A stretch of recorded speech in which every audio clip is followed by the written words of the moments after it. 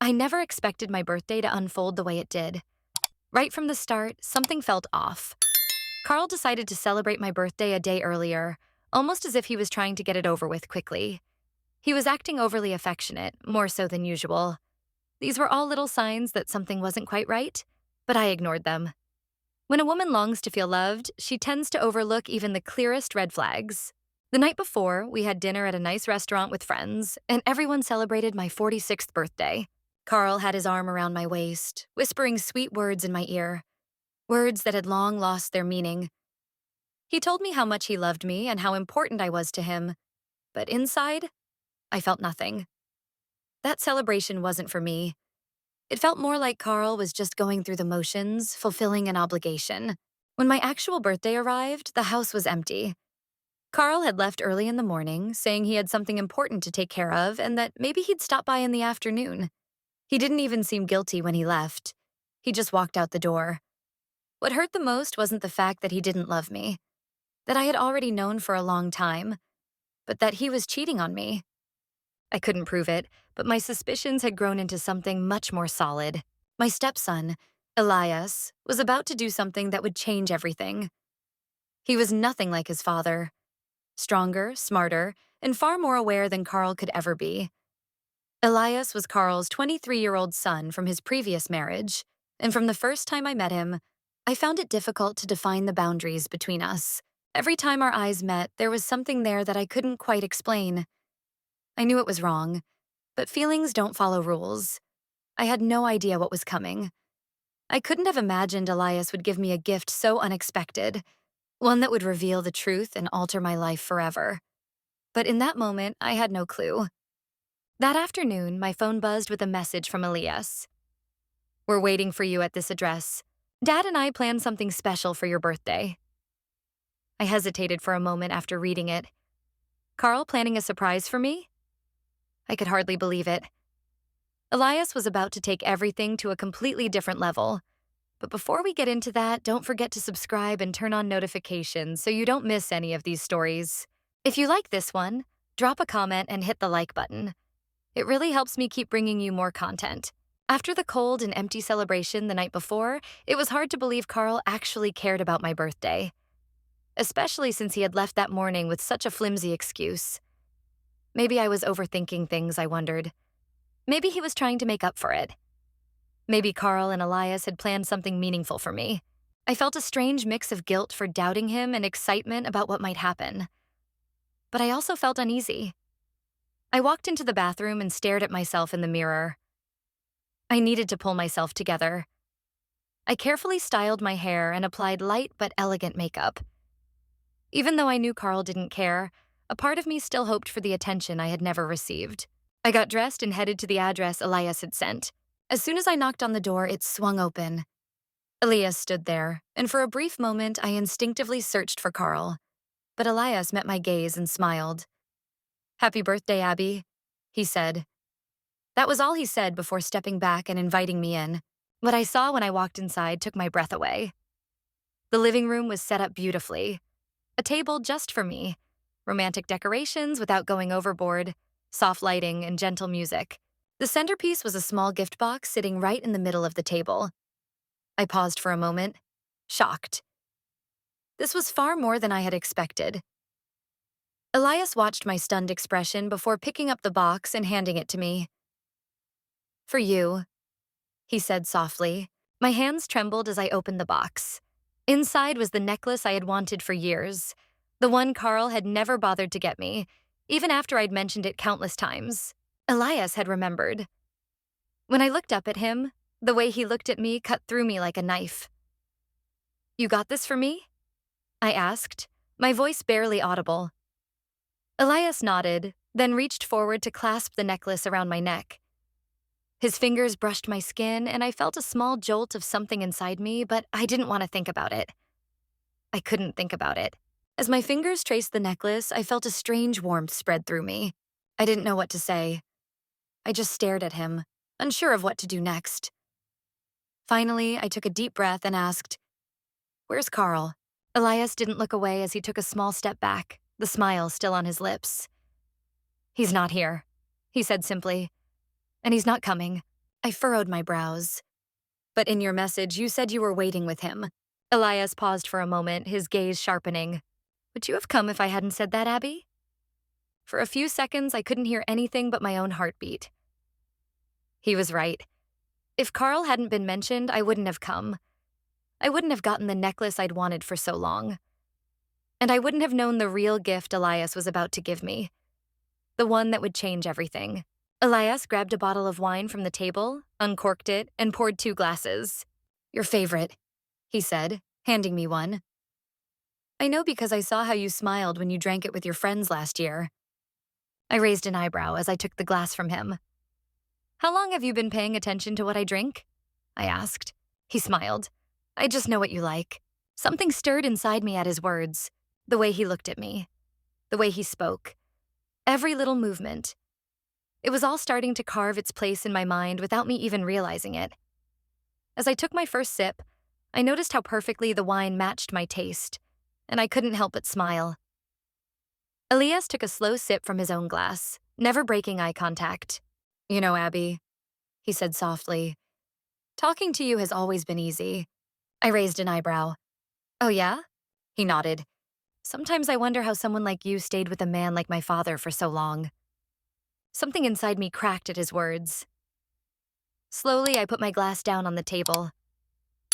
Sometimes I wonder the same thing, I replied, my voice quiet.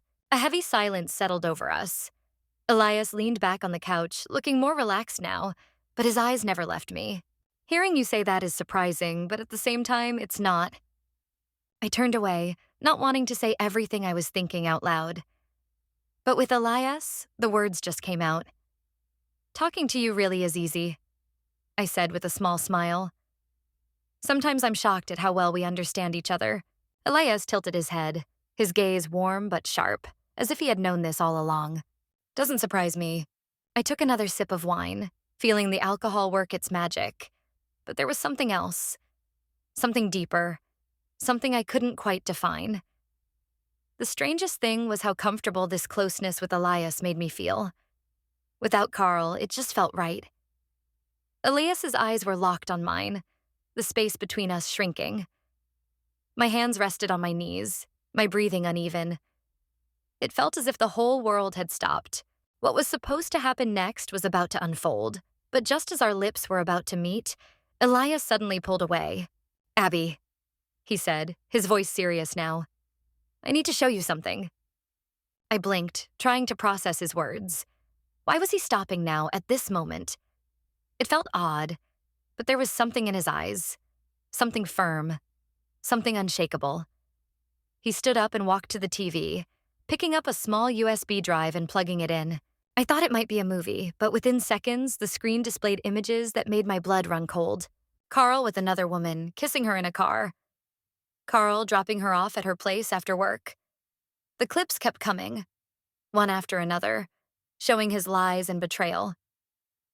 The truth I had felt deep down was finally laid bare in front of me. Anger, disappointment, and hurt rushed over me like a wave. I turned to Elias, my eyes burning with rage, but I didn't cry. Why? I managed to ask, my voice hoarse. Elias didn't look away. Because you already knew, Abby, he said calmly.